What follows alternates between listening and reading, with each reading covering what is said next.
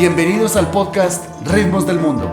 Hoy voy a contarles historias de la madre India, de cómo llegué yo a la India y de por qué me enamoré de su música clásica y de la tabla. Bienvenidos. El primer capítulo sobre esta serie que vamos a hacer de India, porque India está llena de historias.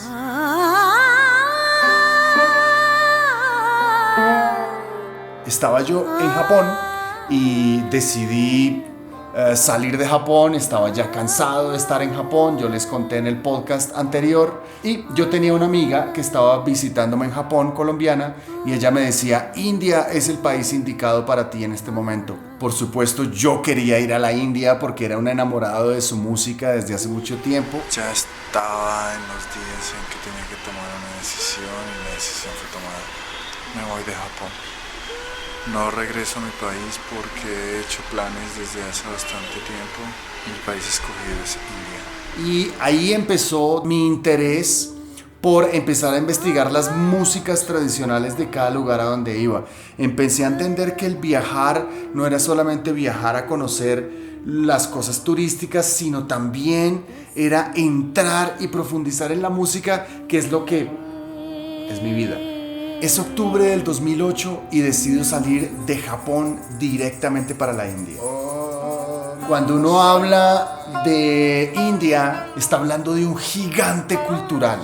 Está hablando de milenios de generaciones, de milenios de historias. Bueno, y todos sabemos que India es grande, todos sabemos que India tiene mucha pobreza. También escuchamos historias espirituales, de gurús. Vemos películas de Bollywood, sabemos de los encantadores de serpientes, pero la verdad, no sabes nada de India hasta que no vas a India. Y es que es impresionante, sobre todo después de venir de Japón. Es que Japón, la tecnología, la pulcritud, la precisión, la estética, y India, que es un caos, también tiene su belleza, por supuesto, pero es un caos, y la superstición y la ritualidad. El contraste, yo creo que es uno de los más fuertes que se puede hacer. Decidí salir a India con muy pocos ahorros, realmente, porque en Japón se puede ahorrar muy poco, pero en India el dinero no es lo importante. En Japón sí. Tengo yo un amigo colombiano que creo que conocí en un Vipassana. Él se llama César y lo voy a contactar yo porque sé que él está en India en estos momentos. César siempre ha estado en búsqueda del mundo espiritual y del mundo de lo desconocido, de modo también muy científico, y en este momento se encuentra en India en un ashram. La palabra ashram es como un eremitorio, como un lugar donde se hacen las prácticas espirituales, donde los ermitaños indios van a hacer sus ceremonias y sus rituales y sus prácticas de yoga también. Y pues a mí esa palabra siempre me causaba como ashram, ¿no? Vamos al ashram. Me sentía espiritual con esa palabra. Entonces dije, qué chévere, yo quiero ir allá. Esta era la congregación de Rajinder Singh y su organización, que se llama Science of Spirituality, SOS. Es un tipo de meditación de luz y sonido, y por eso ese nombre pues siempre me llamó la atención, y vivir en el ashram y hacer meditaciones de luz y sonido me encantaba la idea. A través de la meditación tú mismo puedes llegar a encontrar la felicidad, y científicamente puedes darte cuenta que hay algo más allá del mundo físico. Yo me imaginaba un gurú en una montaña. Finalmente no podemos vivir en este ashram, porque para vivir en ese ashram yo tengo que comprometerme de que realmente yo voy a ser un discípulo, y pues yo prefería probar primero. Entonces con César nos fuimos y rentamos un apartamento en el norte de Delhi. En este ashram solamente entonces nosotros íbamos a las charlas, que eran todos los días, era meditación, charla todos los días. Y habían filas de gente, pero claro, toda esta gente va a comer, pero también tiene que estar meditando, entonces tiene su precio la comida. Bueno, en la sala de meditación estábamos en primera fila 4 latinoamericanos. Ellos realmente estaban bien metidos en este cuento, y yo estaba aprendiendo, estaba meditando, estaba escuchando. Is something that we human beings will expect to be focused on. Y es que India está lleno de grupos religiosos de todos los colores. Digamos que todo empezó con los Vedas y el hinduismo, que es una religión muy fuerte en India, pero que se rige bajo el sistema de castas. Entonces es más una organización social con un panteón de dioses muy divertidos. Mi favorito, Ganesha, y de dioses muy amigables de los cuales los humanos se enamoran. Y luego viene el budismo. También es muy popular porque es algo de una realización individual, acepta a todo el mundo, entonces mucha gente quiere aprender budismo. Luego viene una invasión musulmán y India está llena de musulmanes. Ustedes saben, los Sikh, por ejemplo, el sijismo, y pues también hay cristianismo y jainismo. El jainismo me encanta porque los jainas son una especie de budistas que aman a todo lo que está vivo y que quieren cuidarlo y mantenerlo con amor a todo. ¿Cómo es Delhi?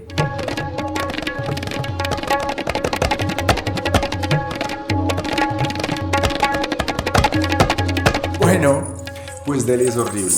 Yo vivía en el norte, en Ashok Vihar 2, que es, digamos, la zona menos bonita porque el sur es un poquito más donde viven los ricos. Nos rentamos un apartamento con César que había que adecuarlo, había que construirle la cama y las puertas porque todo estaba como caído.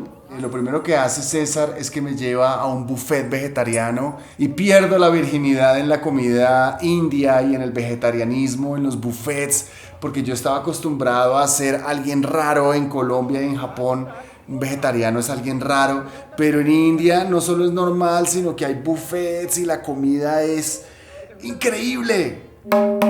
Y entonces las salsitas, y hay una cantidad de salsitas y los curries y las cosas y el arroz y los chapatis, y se cogen con la mano y se ensucia uno todo, y entonces es la mano derecha porque con la izquierda uno pues va a limpiarse, ya saben, entonces solo con la derecha. Bueno, es todo un ritual y es todo un aprendizaje de cómo comer, y los picantes hay que saberlos, y entonces después de los picantes un poquito de curd, que es ese yogur para poder bajar el picante, y cómo nivelar todas las formas de comida. Es delicioso e impresionante la culinaria de la India. Hacía un calor en Delhi, yo me acuerdo mucho una foto de creo que 45 grados en la calle de Delhi un día a las 2 de la tarde. No, calor, pero increíble. Y entonces estoy aprendiendo cómo tomar agua, porque también hay que aprender cómo tomar agua. Entonces me dice César, bueno, la botella sí, claro, pero entonces un sorbo. Y con un sorbo y cada hora, no es así dele y dele, porque uno no está comprando agua por muchos motivos. Primero porque es caro, segundo porque está comprando uno plástico. Cuando a veces cogíamos bus, la subida al bus es lo más gracioso que hay en el mundo. Entonces el bus viene y uno le hace como ¡ey, ey, ey! El bus normalmente no le para a uno ahí, sino que le para a uno en algún lugar donde él ve que hay más gente, pero sigue moviéndose y le toca a uno saltar al bus y agarrarse. Y lo mismo para la bajada uno grita, entonces dicen se baja y uno está esperando que el bus para, pero no para, y le toca a uno saltar, y es increíble. Era que nosotros vivíamos muy cerca a una carrilera del tren, y cerca de la carrilera del tren viven toda esta gente pobre que no tiene lugar en casas hechas con un techo de plástico y llenos de basura porque son recicladores. Recuerdo mucho pasar por filas y filas y filas de casas y ver esta gente que me miraba además con una atención, porque en India cuando llegas los indios te miran, ¿no? Te están mirando. Y te siguen mirando además después de mucho tiempo y no te dejan de mirar. Entonces me miraban y yo los miraba porque para mí ellos eran increíblemente especiales, pero yo también lo era para ellos. Y recuerdo una imagen increíble. Había una montaña hecha de basura, de plástico. Aquí al lado había una fogata de plástico horrible porque cocinan con el fuego hecho de plástico. Y en la cima de la montaña estaba un niño muy muy pequeño jugando con una sonrisa y con una felicidad que yo eso no lo había visto ni en Colombia ni en Japón. Me hicieron replantearme lo que es la felicidad, lo que es la pobreza y lo que es la riqueza.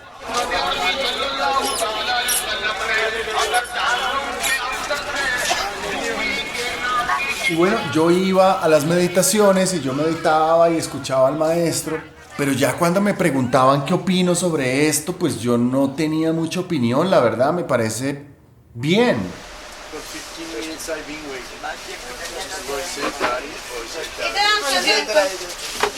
Y César me la montaba, me decía que yo tan zen, que yo no hablaba, que me creía más allá del bien y el mal, porque él realmente estaba convencido de la ciencia de la meditación.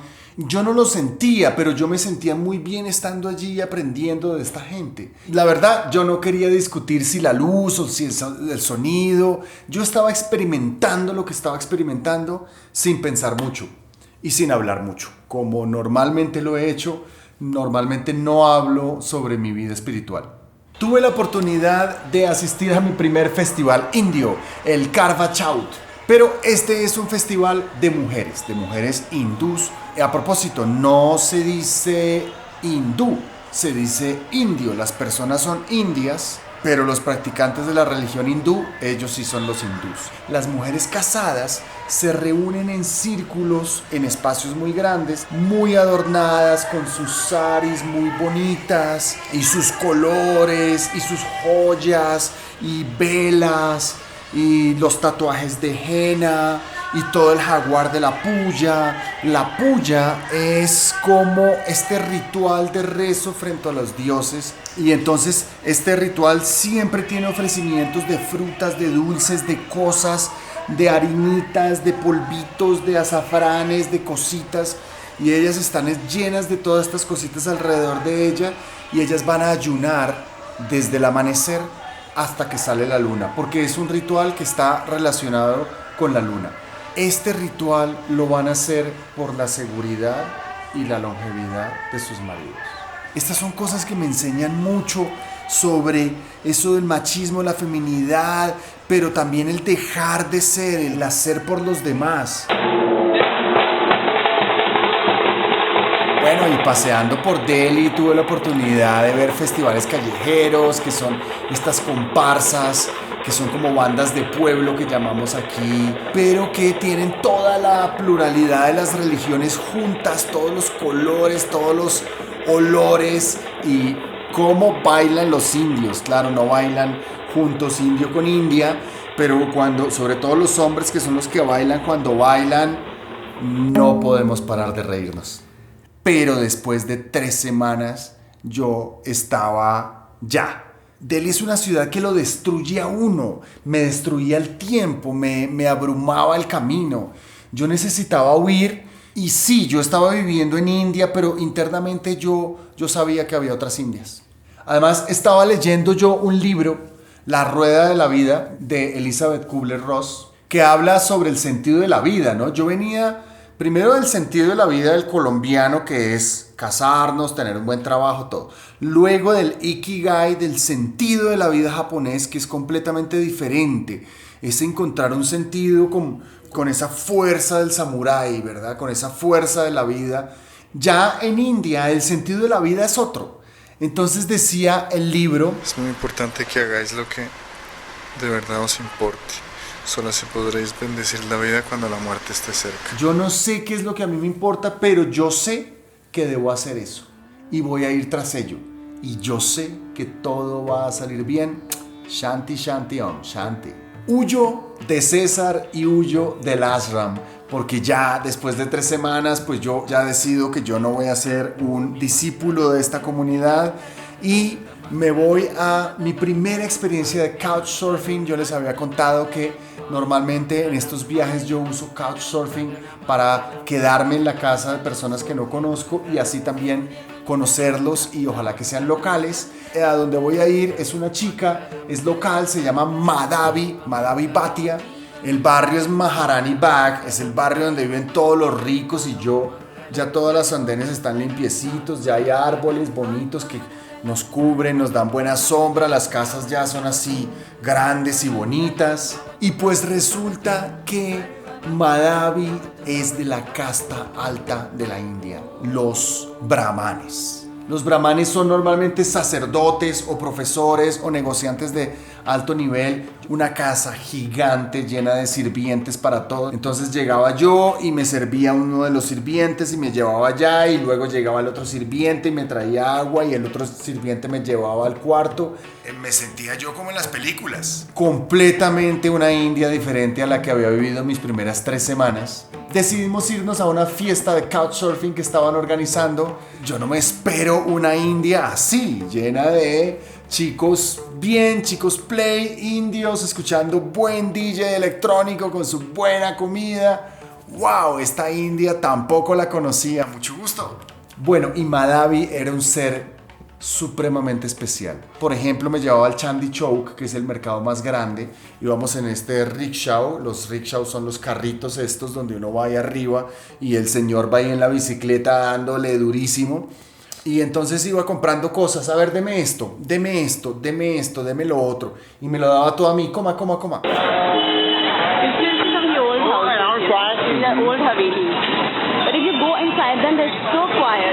Y luego me llevaba a los restaurantes. Vamos a comer hoy India del Sur.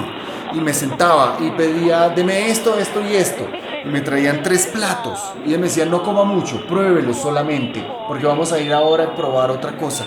Y yo me sentía súper mal desperdiciando, entonces yo ahí me comía todo lo que podía para no desperdiciar. Y luego me llevaba a otro restaurante y me hacía probar otro tipo de comidas.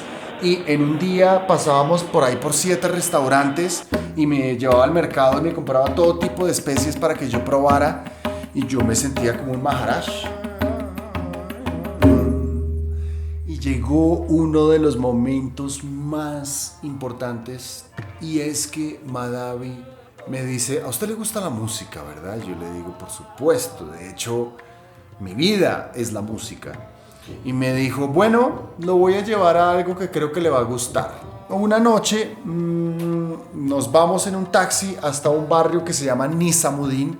Este lugar es muy feo afuera, es el barrio musulmán, y vamos a la mezquita, y esa noche hay una ceremonia de Qawwali. El Qawwali es una de las ceremonias sufis más hermosas. Habíamos escuchado, por supuesto, a Nusrat Fateh Ali Khan. Todos somos enamorados de este gran cantante, que Madhavi es brahmana, entonces me manda a sentar en primera fila al lado de los músicos y yo empiezo a entrar en trance. Fue increíble, fueron unas 3 o 4 horas que Madhavi me dejó ahí disfrutando, sin saberme las canciones, sin saber muy bien de qué están hablando, sin ser musulmán. Yo cantaba y cantaba. Yo no puedo llorar físicamente, pero yo lloraba internamente, me salían las lágrimas cantando Alá y Alá y Alá. Estaba al lado del percusionista y yo seguía este ritmo con las palmas. Yo sentí la divinidad realmente, la gloria. Estuve en el cielo con el Qawwali.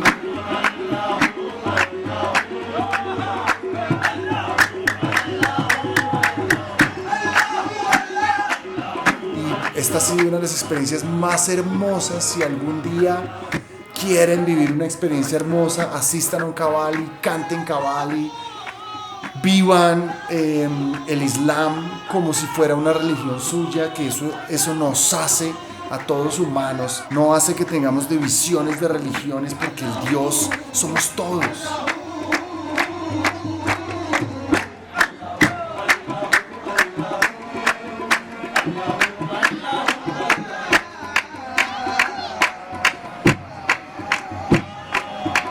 Me fui a una ceremonia de los Hare Krishna en ISKCON. ISKCON es muy popular en Delhi y en el mundo para los Hare Krishnas.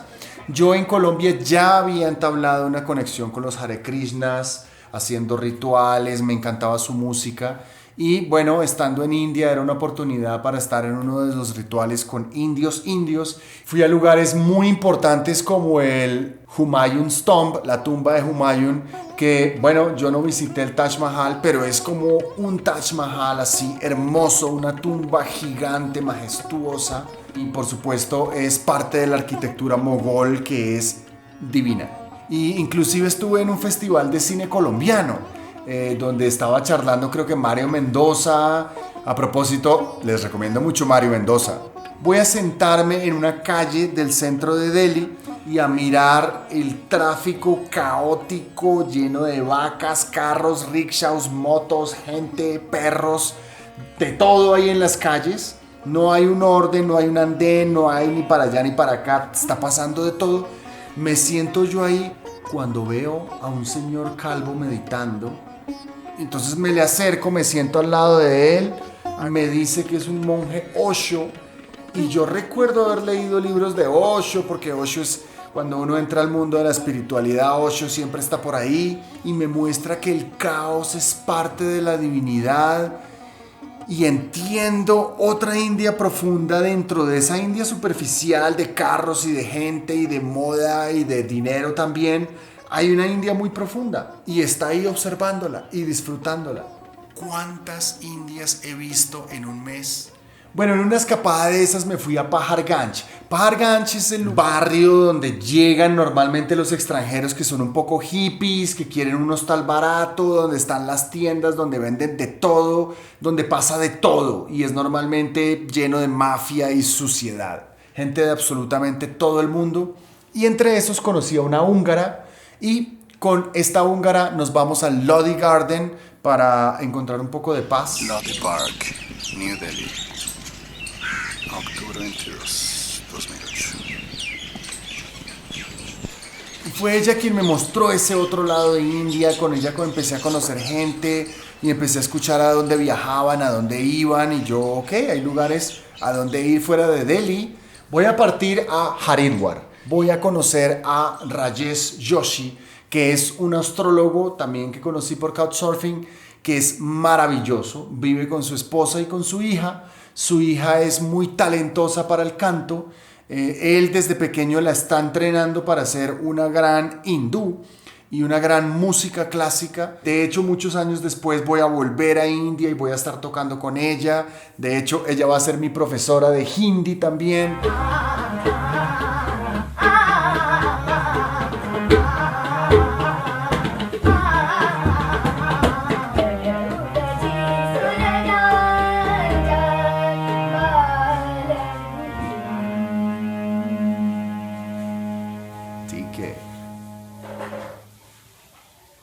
En la casa de Rajesh me sorprendo porque no soy el único. Hay más o menos 6 otros couchsurfers o visitantes extranjeros quedándonos todos en una sala súper pequeña. Haridwar parece una ciudad sucia, llena de comercio, pero cuando la empiezas a conocer ves que es una ciudad muy especial.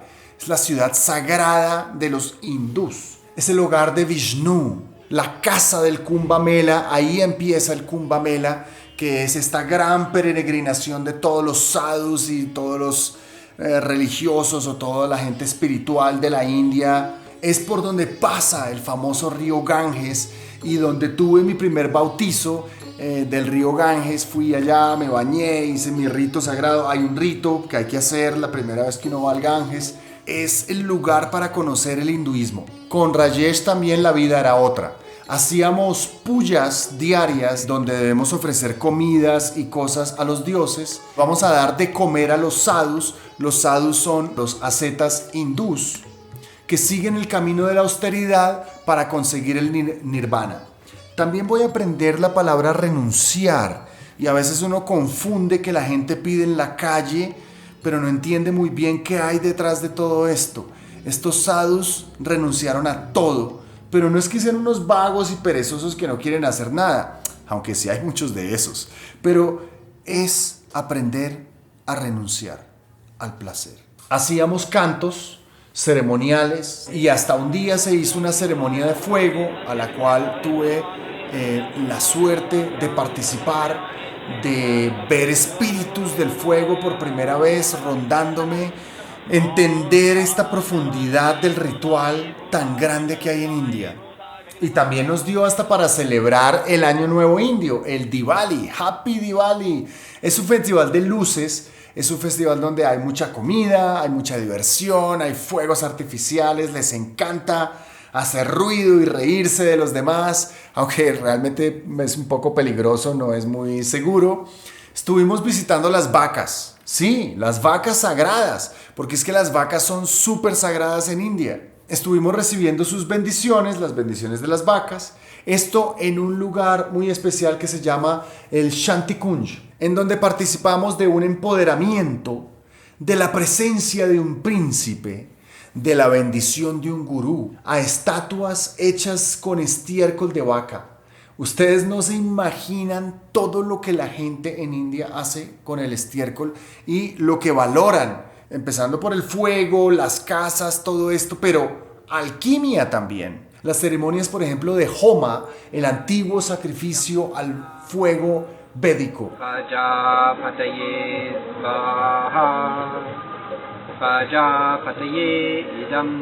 Bueno, pero faltaba el toque final. Y el toque final es que Rajesh nos va a llevar a un concierto de un tal Hariprasad Chaurasia, que dice que era una figura importante para los hindús y para la música india.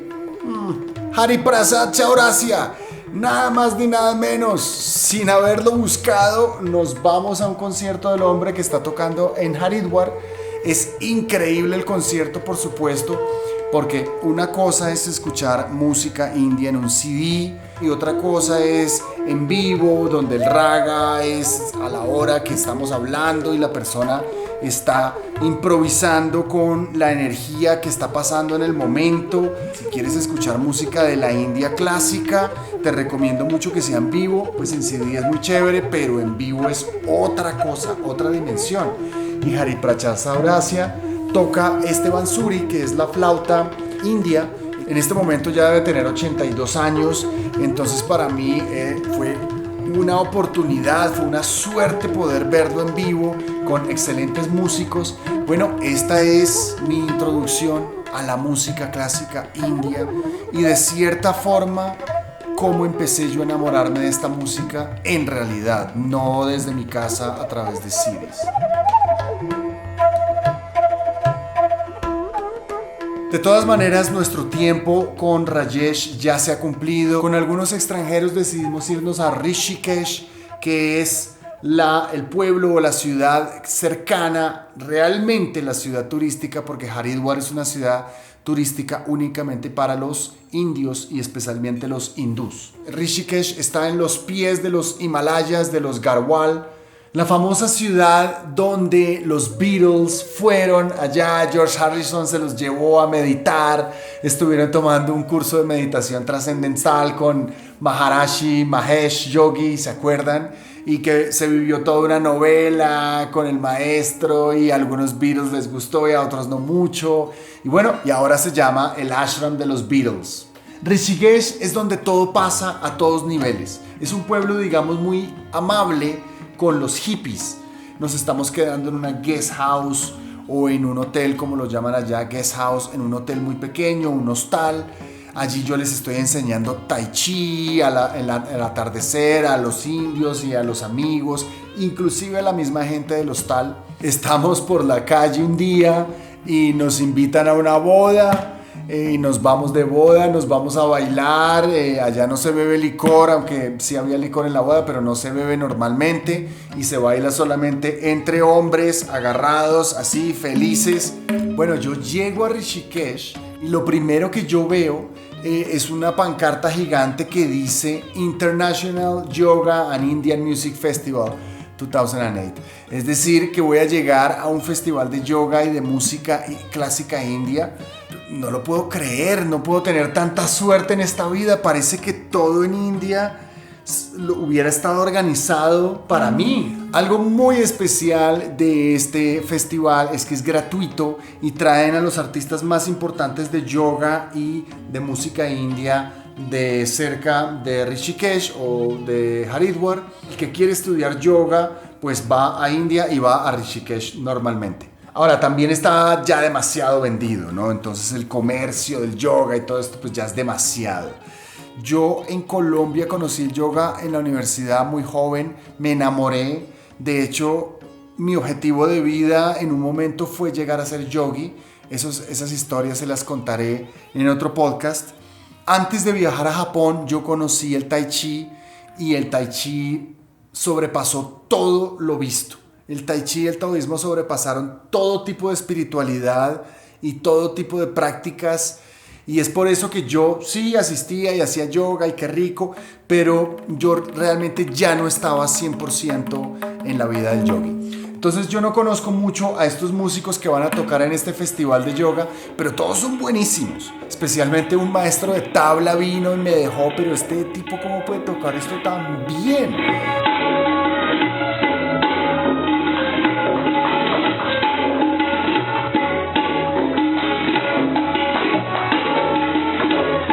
La tabla son estos tambores que están acá.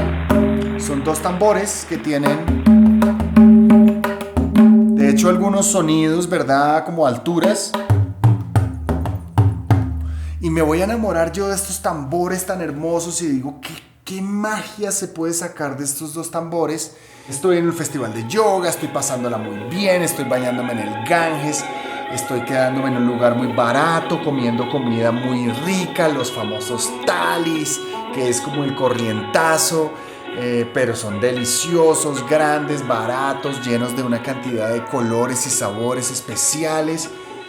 Y un día caminando por las calles, en una tienda de aceites, hay una señora, Punam, que vende estos aceites, me pongo a hablar con ella. Nos caemos bien, yo le cuento de mi interés por aprender tabla y de mi interés por la cultura india. Bueno, ¿y dónde te estás quedando? Y yo le digo, bueno, me estoy quedando en un hostal, pero me gustaría quedarme en la casa de un maestro, porque yo venía con la idea de que uno vivía en la casa del gurú. Lo que puedes hacer es quedarte en mi casa, vas a pagar más barato, yo voy a cocinar para ti, vas a pagar también más barato con la comida. Y yo te voy a presentar a un profesor de tabla y él va a venir a darte las clases a mi casa. Pero tienes que venir a vivir a Rishikesh. Es decir, la parte turística está un poquito afuera, que es Ramyula y Laxmanyula. Y Rishikesh es el pueblo feo donde no hay nada interesante, ni hay turistas, ni hay restaurantes bonitos, ni nada para extranjeros, ni casas de yoga. Punam vive con sus 2 hijas, Deepika, que es cantante y que toca el armonio, y su hermana. Me voy a otra dimensión de India, que lo que es vivir con una familia india, además vivir con mujeres en India, que es algo muy raro. Voy a tener una relación muy buena con Deepika porque es la más joven, nos gusta la música los 2, porque hacemos charlas mientras las otras personas están trabajando, nosotros nos quedamos en la casa charlando de la vida. Les saludo desde mi habitación. Voy a mostrar un poco mi vida actual acá en la India. Recuerdo una historia. Mi cuarto, tabla, acabé de terminar de practicar. En donde yo le estoy preguntando a Deepika que qué piensa del amor. Y ella me dice, el amor, eso es para películas de Hollywood, el amor no existe. A mí mi mamá me va a dar mi marido, lo va a buscar por el periódico, va a buscar el que pague más y el que sea mejor para mí. Y yo me voy a casar con él. Y mi objetivo es hacer feliz a mi marido y ya está. Y yo no entiendo porque nosotros venimos de una concepción del amor pero eso de que voy a servir a mi esposo, aquí en Colombia o en otro lugar dirían machistas, ¿qué le pasa? Abusadores, no sé. Pero allá hay una cierta devoción por servir al esposo. Claro, no sé si eso le genere felicidad o no, pero ese es el amor para las personas donde yo vivía. Entre Rishikesh y Ramyula o Laxmanyula siempre tenía que coger un rickshaw, son unos 10 minutos quizás de camino, y yo siempre veía a un hombre en la oscuridad. Era una imagen de terror, era como ver la muerte siempre, que estaba haciendo gestos y gritando siempre y movimientos rarísimos, y era completamente negro, en ceniza, quemado creo yo, y tenía cosas negras a su alrededor. Y era como un monstruo, así, y estaba en el medio de la calle. Estoy yo entonces estudiando en casa de Punam con mi profesor, es muy joven, se llama Vinit. La clase me va a costar 100 rupias, que en ese tiempo eran $3 más o menos. Y lo primero que él dice es, bueno, la primera clase es este dedo. Y hasta sacarle el sonido, porque las primeras clases a uno le suena y la segunda clase el segundo sonido. Y en la tercera clase el tercer sonido.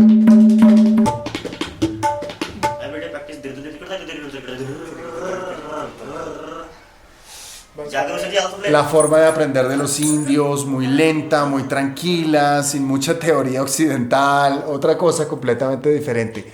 Pero para mí fue perfecto. También tuve la oportunidad de ir a clase de yoga en Rishikesh, pero no la parte turística, donde hacen yoga los indios. Y en lenguaje hindi era a las 5:30 de la mañana y un yoga súper fuerte. Terminaba uno muerto, era como una maratón, era eso. Pero me encantó porque me encantó ver cómo no es el yoga turístico, cómo no es el yoga desde el punto de vista occidental, sino el yoga desde el punto de vista indio.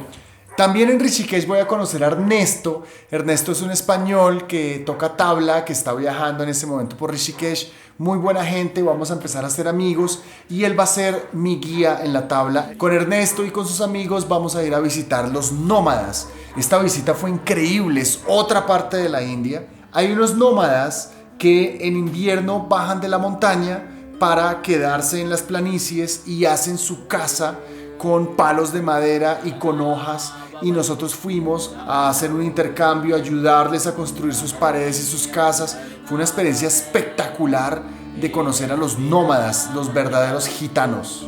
También tengo la oportunidad de conocer a este chamán de carpintero de didgeridoos que se llama Mukesh, en su lugar que es Jungle Vibes. Y allí voy a hacer mi didgeridoo también y voy a conocer una cantidad de viajeros hippies que están por ahí.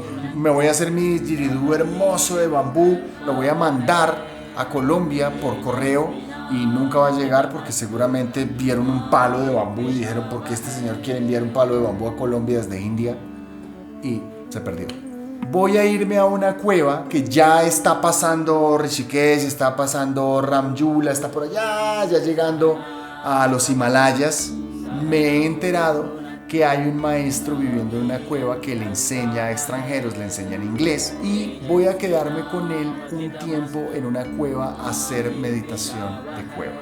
Esta meditación de cueva es muy rara porque incluye meditación, puya, fumar chilum todo el tiempo, que es esta pipa que se usan también en los rituales Rastafari.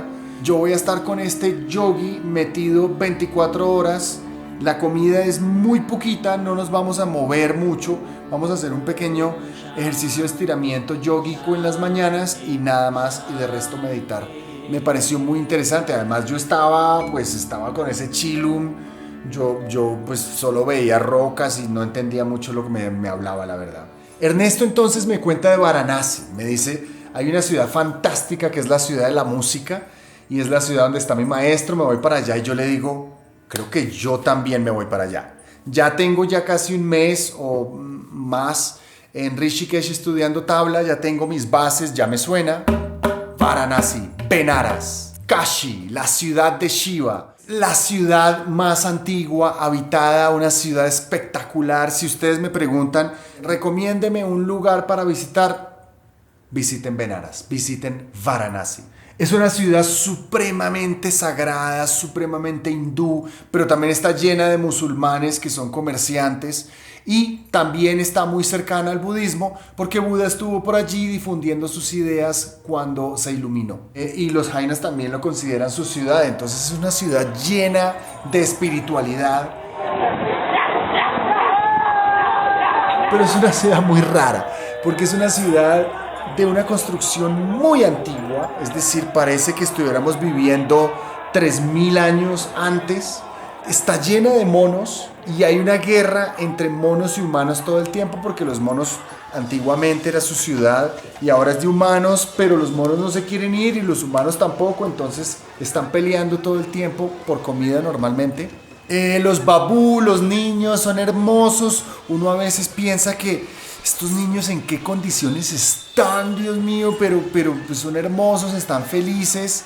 Hay búfalos cerca de los Ghats. Los Ghats son como estas puertas al río Ganges porque el río Ganges pasa y es la cosa más importante que pasa en Varanasi. Las calles están llenas de vacas, de perros, de cabras, de niños, de rickshaws, Son calles muy estrechas, pero yo no sé cómo hace la gente para pasar y cómo en el caos los indios pueden vivir tranquilamente sin señales de tránsito ni sin reglas. Voy a ir a esta guest house, o sea, a este lugar, a este hostal que se llama el Family Guest House, que cuando yo fui habían más o menos unos 30 cuartos, de los cuales 20 eran de estudiantes de música occidentales, estudiantes de sitar, de bansuri, de tabla, de kathak, de todo. Esta calle muy turística de Varanasi está llena de restaurantes donde venden de todo, inclusive comida internacional. Pero si caminas unas cuadras más allá, llegas a los restaurantes de los indios, en donde todo el mundo está comiendo con la mano sin ningún problema y donde el thali me costaba hasta 20 rupias. Me llegué a conseguir un thali, o sea, menos de $1. Va uno por las noches, entonces yo a veces me iba y me comía unos fritos, unas frituras vegetarianas rarísimas, seguramente una cosa cero saludable. Y me compraba unos dulces porque uno quiere probar los dulces indios, pero son unas cosas súper dulces, empalagosas, son unos dulces que lo llevan a uno por allá a otro mundo. Y por supuesto, sentarse en los ghats a tomar chai. El chai es el té que trajeron de Inglaterra, pero lo toman con leche. Pero por supuesto el chai es así, y el azúcar así, y la leche así. Entonces es un té que no sabe a té, pero todo el mundo lo toma y todos lo tomamos, y es un ritual sentarse a tomar chai y a tejer palabra. En India tú te puedes hacer en una esquina y te pasa todo tipo de cosas en un día. No tienes que planear nada, no se necesitan guías, no se necesitan ir a los lugares turísticos. Siéntate en una esquina a tomar chai y el mundo va a pasar completamente por tu lado. Y en una de esas sentadas voy a conocerme al Babaji. El Babaji es un viejo que está sentado en un lugar, uno de esos renunciantes, muy cerca al ghat principal de Varanasi, y se decidió sentar ahí hace creo que 20 años, algo así, y de ahí no se ha parado. Seguramente se para al baño o qué sé yo, pero él está ahí, ya murió, pero tuve la oportunidad de conocerlo, tuve la oportunidad de sentarme muchísimo a su lado y de escucharlo, porque además sabía español, porque hay muchos españoles que van ahí. Uno cree que él te va a decir cosas como: hijo, ten compasión, medita, sé bueno. No, decía puras groserías y puras morbosidades con mujeres y con cosas sin sentido, y se reía, pero ahí estaba su sabiduría. El Babaji todavía es uno de mis grandes maestros.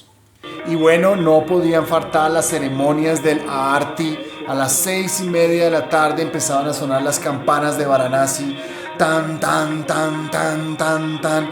Y los humos y la contaminación. O sea, uno no puede irse allá con mentalidad ni de limpieza, ni de pureza, ni de salubridad ambientalista, porque allá pierde el año. Allá la contaminación, y botan todo al río, y ese río está súper sucio, el Ganga, pero todo el mundo se va a bañar, inclusive yo me fui a bañar en el Ganga porque es un ritual, porque es sagrado, pero hay desde los desperdicios del baño hasta muertos flotando, porque está el Ghat de los muertos que los incineran allá y luego los botan al río, y toda la suciedad y la basura que viene desde el norte de la India. Bueno, y Ernesto también ya ha llegado de Rishikesh, y él está tocando su tabla, pero también toca daf, y es la primera vez que yo veo un daf en mi vida, que es una percusión persa, y me enamoro también de esa percusión, tanto que muchos años después me llevarían a Irán a estudiar daf, y es uno de los instrumentos que me encantan en la actualidad. Entonces es la tabla el instrumento elegido a estudiar. Hubiera podido estudiar sitar o otra cosa, pero siempre me han encantado las percusiones. Me parece que hay un lenguaje en el ritmo que no es tan obvio, no tiene melodías, pero es un lenguaje muy profundo. Voy a empezar a estudiar música clásica india. La música clásica india, digamos que es una de las músicas más importantes, depende desde el punto de vista que se vea, Se divide en dos, en la parte del norte y en la parte del sur. La parte del norte es hindustani, la parte del sur es la parte carnática, pero las raíces son iguales, vienen de la tradición védica del Natya Shastra, que es el texto clásico en sánscrito de las artes escénicas de la India antigua. Por supuesto hay mucha influencia persa, por supuesto hay mucha influencia del Medio Oriente. Los mogoles son los que le dan un estatus a los músicos en la corte. Si tú querías sobrevivir en la corte, tenías que ser excelente. Y ahí se creó la excelencia de los músicos indios, que no es solamente tocar y que suene bonito, sino que tienes que llegar a un nivel de excelencia cada vez más y cada vez más. Es una autosuperación, pero también es un autoconocimiento. Y bueno, toda esta nobleza de los músicos termina con los mogoles y con la era mongol, y los músicos se van a la calle. Y los músicos no son algo importante hasta el siglo XX, con toda la occidentalización y la recuperación de la música tradicional india. La música clásica india tiene una conexión muy fuerte con la naturaleza. Es una conexión divina también, porque es la música de los dioses. Recordemos que la música folclórica es la música de la gente. Va a tener el raga, que es el conjunto de principios melódicos que sirven para improvisar. Cada raga tiene una personalidad, tiene una hora, tiene como un sentimiento, tiene como un personaje, y lo que hace el músico es recrear esa personalidad. También tenemos un sistema rítmico que es el tala, y la voz. La voz es la quintesencia de la música india. Todos los instrumentos tratan de copiar la voz, y la verdad no les interesa ir más allá. En la voz está todo lo que se quiere decir. La música en India no es rígida, no hay una partitura, no se leen las cosas y se tocan iguales, sino que la música se va construyendo. Digamos que la música se va descubriendo, y es una búsqueda constante del corazón de la música, del corazón del raga o del corazón del tala. Veamos un poquito los instrumentos. Está el famoso sitar, que es como una guitarra gigante de cuerda pulsada. Tiene un sonido un poco metálico y es muy famoso por sus glisandos, un instrumento hermoso. Uno de los instrumentos más particulares es la tampura. ¿Por qué es particular? Porque es una guitarra de 4 cuerdas, como digamos sentada, y lo que hace es mantener un zumbido que es el corazón de la tonalidad con que se improvisa. Otro instrumento espectacular, quizás uno de mis favoritos, muy recomendado, es el sarod. El sarod también es una guitarra como el sitar, quizás un poco más pequeña, pero tiene como una reverberación. Es un instrumento como que ya tiene como un efecto, y se toca sin trastes, entonces los movimientos son hermosos. El violín es uno de los instrumentos más famosos en la música carnática, es decir, del sur de la India. Les recomiendo muchísimo a Subramanian, por ejemplo.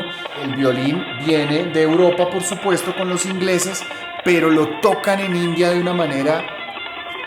El sarangi es un instrumento que me encanta, es uno de los instrumentos favoritos. También le encanta a mi esposa, queremos tocar sarangi los dos. Es como un violín, pero es un violín cuadrado, y es un violín que tiene una sonoridad demasiado profunda. Es un violín que toca las entrañas. Está por supuesto el santur, precioso instrumento, como una tabla con muchísimas cuerdas que se percuten. Este instrumento está en muchas otras culturas, por supuesto en la persa, en China, el yangqin, en la cultura árabe, el kanun.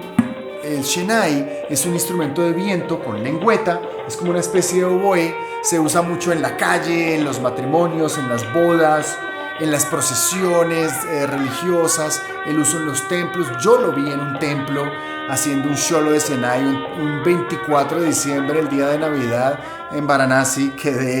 El armonio, que es un instrumento de viento pero con un teclado, es similar a un órgano. Normalmente se usa para música devocional, también es traído por los ingleses, por supuesto. Hay un instrumento muy interesante que es el shruti box.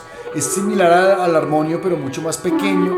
También genera un zumbido pero solamente uno, y es muy utilizado para hacer sesiones con canto o con flauta o para instrumentos, y hoy en día pues un poquito de moda en el mundo del yoga. La kanjira, que es este pandero pequeñito que se toca con una mano y que con la otra se va modulando un poquito la tonalidad, es un instrumento tan pequeño, tan fácil, tan simple, tan rico en su sonoridad.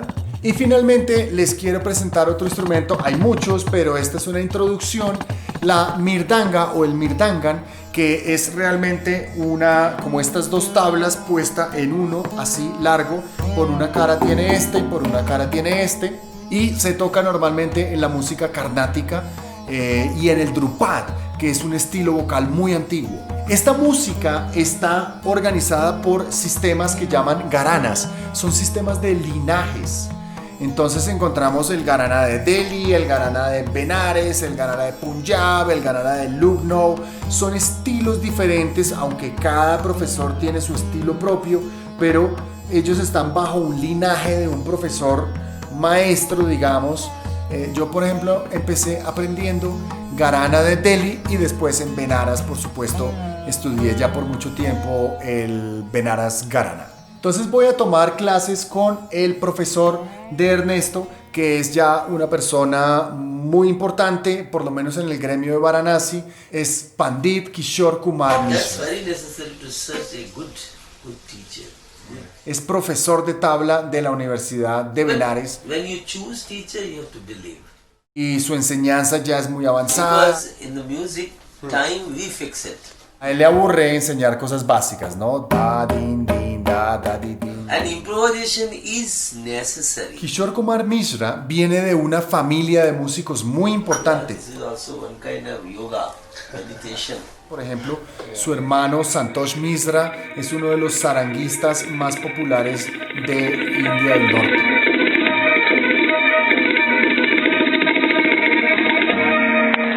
¿Qué me dicen de los tablas solo? De los conciertos que son de maestros de tabla, que son 2 horas tocando una cantidad de cosas súper complejas y uno ya no entiende qué está tocando. Después de 15 minutos uno ya está en otro mundo.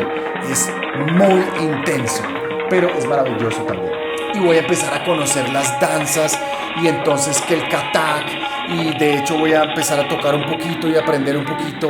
La danza Kathak cuenta historias a través de la danza y el ritmo, pero también está el Bharatanatyam, que es la parte del sur, es la danza más antigua de la India, con muchos gestos y con muchos movimientos muy, muy especiales. Uno de mis mejores amigos vendría a la India, Rodrigo Restrepo. Él es amante del sitar, yo de la tabla, entonces era perfecto. Después de hacer algunas improvisaciones, alguien nos propuso grabar un álbum y grabamos unas canciones en un estudio de India. Nos metimos a India, a un estudio con una cantante de Holanda que se llama Iris Müller, y grabamos unas canciones que quizás se perdieron. Yo me voy a ir a una cantidad de conciertos de música clásica espectaculares. Voy a empezar a aprender cómo son estas improvisaciones, cómo cada músico improvisa de una manera diferente, de acuerdo a la hora, a la gente, a la atmósfera, al incienso, a lo que se siente. Y bueno, me voy a quedar en Varanasi muchísimo tiempo. Yo después les voy a seguir contando historias de qué pasó después de Varanasi. Lo único que les puedo contar es que me enamoré de Varanasi. Varanasi, de hecho, la considero todavía hoy día mi casa. Fue uno de los mejores momentos de mi vida. Aprender la tabla, conocer tanta gente, comer tan bien, vivir tanta pluralidad de espiritualidades sin realmente tener que vivir una sola. Tomarme a veces unos Bang Lassi. Aprendí tantas cosas desde que llegué a India. Fue como haber ido a unas 7 universidades en estos 2 o 3 meses que les conté apenas. India realmente me mostró que la vida es hermosa a pesar de todo lo que pase. Este fue mi recorrido por India, la primera parte. No se pierdan las siguientes partes. Este fue el podcast Ritmos del Mundo. Suscríbanse a nuestro canal, comenten y no se pierdan el próximo capítulo. Chao. Chao.